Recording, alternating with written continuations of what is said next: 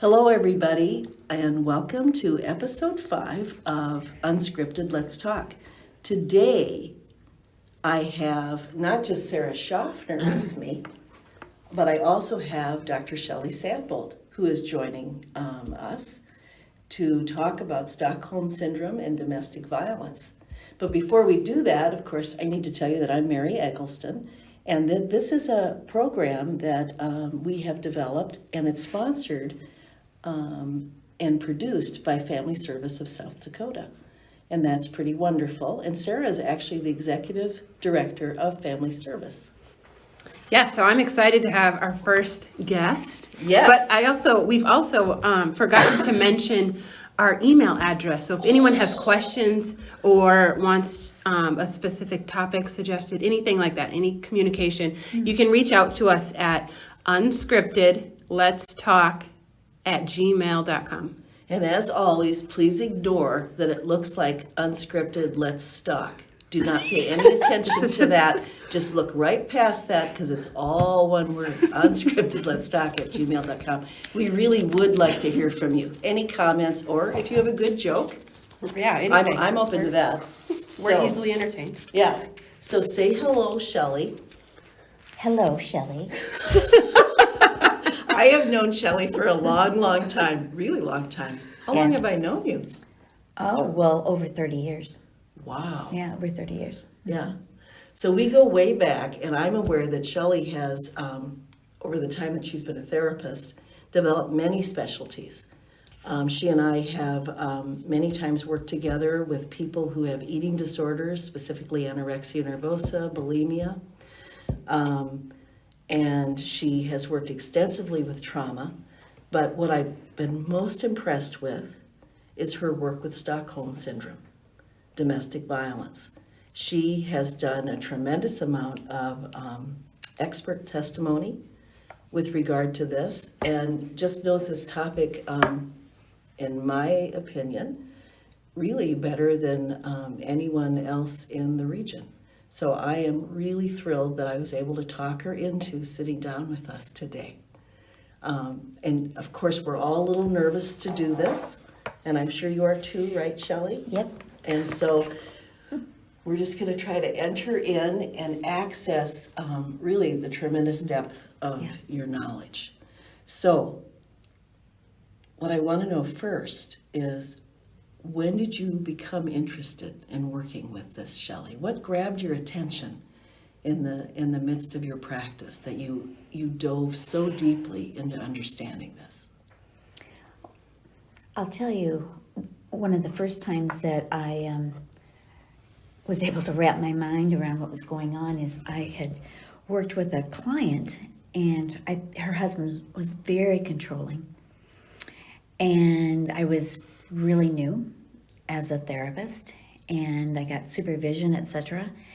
And I was told that what I needed to do was some couple therapy with this couple. And so I did, and by the time I did the couple counseling, this woman really trusted me. And I brought, her husband came in, and da-da-da-da-da. He was more concerned about the way the house looked than the kids, and etc. And what happened is, when they left my office over the weekend, he beat her up. And Wow. she went to a local agency, and the therapist there said nobody should have ever been doing couple counseling with somebody that controlling. So that was my first experience with that, and I did everything I could to learn about it. And I'm very, very intentional about, I don't do couple therapy anymore anyway, but as far as the hair goes up on the back of my neck when I find somebody's very controlling.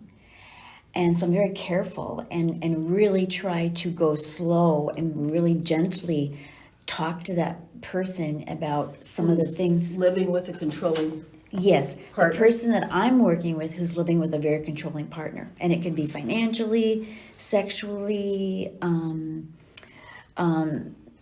obsessive compulsive stuff is how clean the house is, or This person, and this, I'll just say a male in this case, was the king of the house, and etc. And kind of educate them, I guess, a little bit about what will happen in a situation like that. And how that person actually, they get whittled down. Their very soul, who they are, gets whittled down little by little by little. And of course, they love this person, so they don't think the person would do anything. Yeah, that's what I've seen too, Shelley, is that several things that go through my mind as you talk.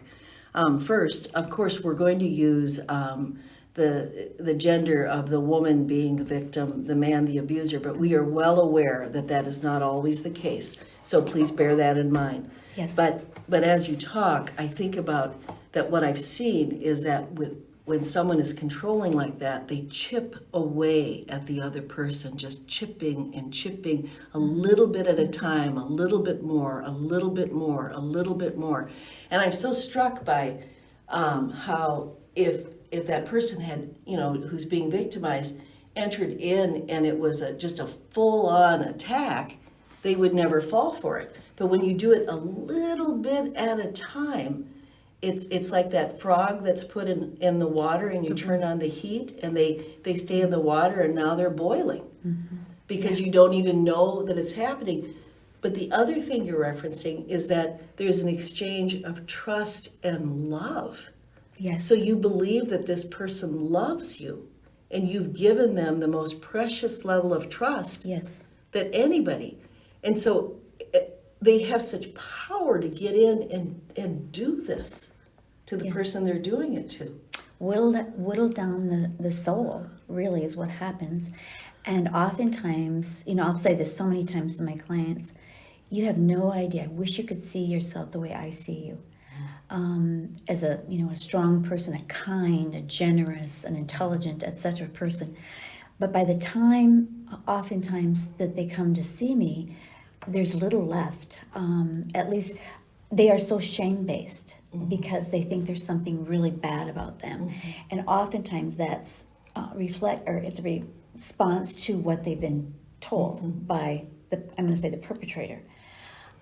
So they whittle down their spirit and their soul. And oftentimes what will happen is the perpetrator will project their own stuff, whether they're having an affair or whatever, onto the I'm going to say victim in this case, when they're really doing it, but they're accusing their partner of being unfaithful or whatever. So what symptoms, what behaviors develop on the part of the person being victimized by someone like this? I mean, what do you start to see? Because what I know is that there are probably people listening who they have a sister, or maybe it was their mom or a friend who they know is in a not so great relationship. And what are the symptoms and behaviors that say that this is going on? I mean, what kinds of things do you see? Well, oftentimes it's making excuses. And I guess that would be like for physical abuse, where, I fell down this or ran into the refrigerator or whatever, that kind of stuff. But the other thing, one of the things that I see with a person who's coming in who's being abused is they're so, and that maybe not physically, but they're very small and frail. Yeah. Emotionally, spiritually. And they've lost their voice. They don't realize they have a right to ask for things or to say, no, you're done. None of that stuff. Because what ends up happening, either they grew up in a family like that, and if somebody spoke back to their parent, they got hurt, or that's what's happening in their relationship, that if they try to have a voice or try to say anything, that they either get physically or verbally ripped apart. And so they're very tentative. They, as we know, walk on eggshells, never knowing. They really will, when that person walks in the door from their job, they're kind of, really sensing what's the temperature, what's the aura that's coming in here. Is this person in a good mood or a bad mood? And I need to know how to respond to that. And if, whether I have children or not, to keep them quiet, whatever I need to do to keep safe. So when we talk about taking it to the level of calling it Stockholm Syndrome, talk a little bit about that, Shelley. Well, The most famous case is Patty Hearst. Yeah. That's when we first, that's my memory of when we Yes. first became aware of that someone who is treated this way and the person is just taking over their mind. And they begin to have more sympathy and empathy for their captors. yes. And they start to believe that what they're doing, everything that's being done to them, they deserve, and they Yes. join with the captor Yes. against other people. Yes. Which, of course, police entering domestic violence situations, it's very dangerous, and Right. you know that. Absolutely. Very Yeah. dangerous. That's Where- probably some of the most dangerous calls to go on. Yes, it is. Right, and you work with the police. Sarah works with the police to do trainings and that sort of thing. That's probably one of the things you talk about, isn't it? Walking into those circumstances. Right, and the training that we do with officers is obviously the mental health stuff, but also, just talking about, because their senses have to be so heightened when they go into a situation and like that. And so my focus is more on just kind of, what is happening psychologically when you're going into a situation like that, and how do you process, like after that's over, how do you process that? how do you process because that and the get back person to- they're going in to protect turns on them. Right. Because they have Yes, bought right. into Yes. their abuser. And so the police come and they defend the abuser. Yes. And Won't press charges. they won't press charges, they won't, and that's why we had to change the law to not make it about the victim needing to do it. So, anyway, And I think for the average person, that's probably part of what makes domestic violence seem frustrating. Yes. If you don't really understand what's going on, You're it just exactly looks right. like that person is. yeah, why don't What's you wrong just with that? leave? Why don't they just Why don't leave? they Right. just leave? What's the deal? That's always what you Right. hear. Why They're did you stupid. stay so Yeah. long? You're stupid. Yeah. I would never put up with that. Right. You hear Right. people say that all the time, and I think, well, you have no idea No. Right. that indeed you too could be groomed and start to buy in to some amazing things. And really, any study of marketing or propaganda, and you can see that people can absolutely buy into all kinds of things. Right. So, Stockholm Syndrome. Well, when you're talking about relationships like that, Mary, part of that is, people can hide being an alcoholic or controlling, all that kind of stuff. Didn't you see that before you got married? But people can do that, especially if they're not living together, and they don't really become real until after they're married, or after there's some time here. And how many of my clients will say, "I don't get it when he's around other people that really matter. He's just like he's charming. He's so nice. Nobody would No ever one's gonna believe me." No. But it's like Dr. Jekyll and Mr. Hyde, and anything that's wrong is always the victim's fault. So if the job's going bad, or whatever's going bad in his life, or I'm using a male, and that's truly not always the case. It's her fault. It's the victim's fault. And the part I think that is really interesting to me, and it really takes a while for people to understand this, when they're actually ready or have really putting some steps into actually leaving and how to do it safely. We have to educate people about that. But also is the fact that later they'll look back and say, how did I live like this? How could I don't even know how I did it. I said, listen, you were not ready to leave until now. You weren't ready to leave before. If somebody had pulled you out of that relationship or whatever, you'd have gone right back in, because you were not ready to live and you could not know how bad it was and still stay. Because you absolutely believed Yeah. what you had been told. Early, very early, like in the first couple of years of Yes. my career, I worked with women in a battered women's shelter. Oh. And I would go visit them in the hospital. Now, I'm this young person, naive, and I'd go in, and these women were in the hospital from being beaten up. And there'd be, of course, this is the classic story, tons of flowers Yes. in the hospital, all from their abusers.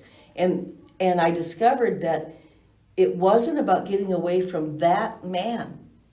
It wasn't about that. It was a shift that needed to occur inside of the woman and her own belief in her value, her own belief in that I don't deserve to be treated this way.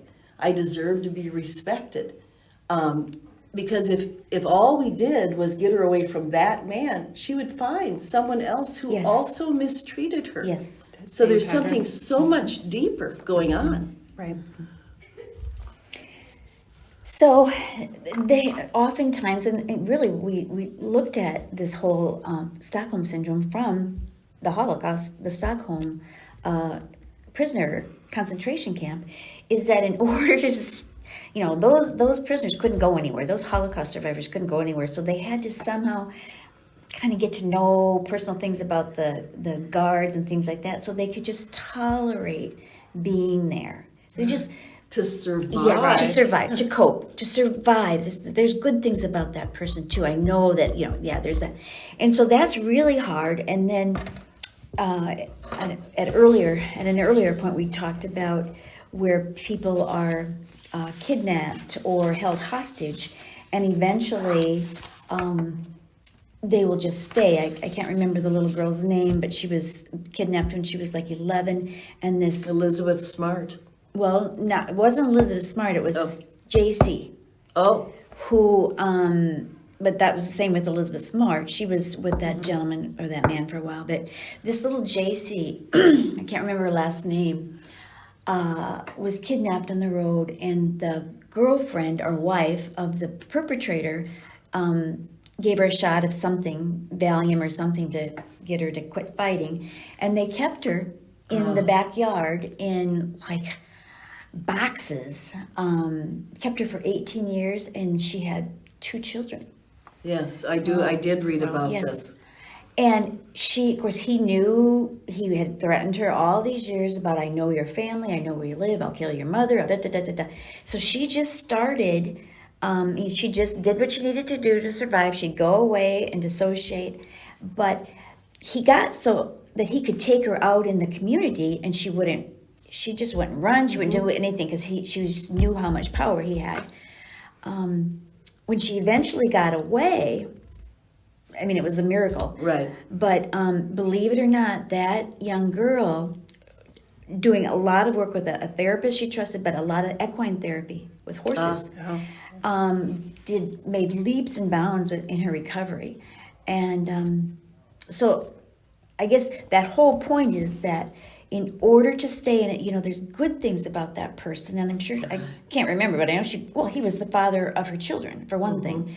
And they have no other option but to stay, so they have to do something in order to cope. You're right.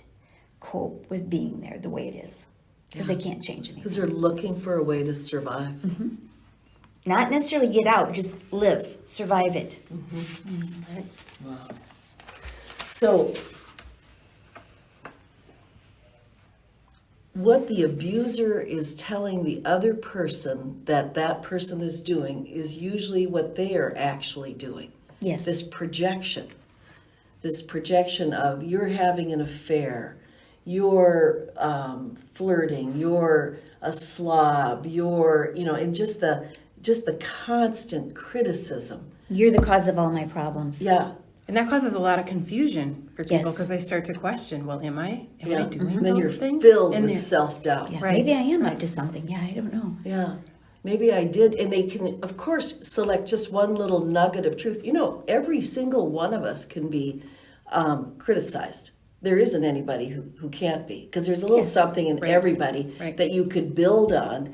And you see that done in all kinds of situations where somebody decides to focus on someone and let's just really rip that person apart. They get other people even to join them in believing this really negative thing, and then we're all looking for negative things, and the person turns on themselves, Yeah. which is, the brilliance of what an abuser does, a perpetrator does. They get you to turn on yourself. In those intimate relationships, you tell your partner things that they'll eventually make overt to the community or whatever, and it just gets, the shame and the self-blame just gets bigger and bigger and bigger. Because in an intimate relationship, and this is what I often tell couples that I work with, you have sacred communication. There are some things that you tell your partner, and it must never be used against the other person. Yes. Never. And yet that abuser will absolutely get that information and then use it to manipulate and maneuver. Right. So we're going to stop here for right now in this episode.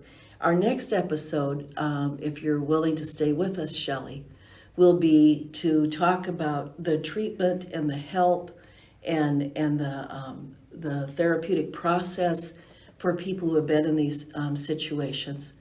I'd like to leave people with the thought of, when you think about mistreatment, I would encourage you to go to zero tolerance for mistreatment and to put yourself on that list.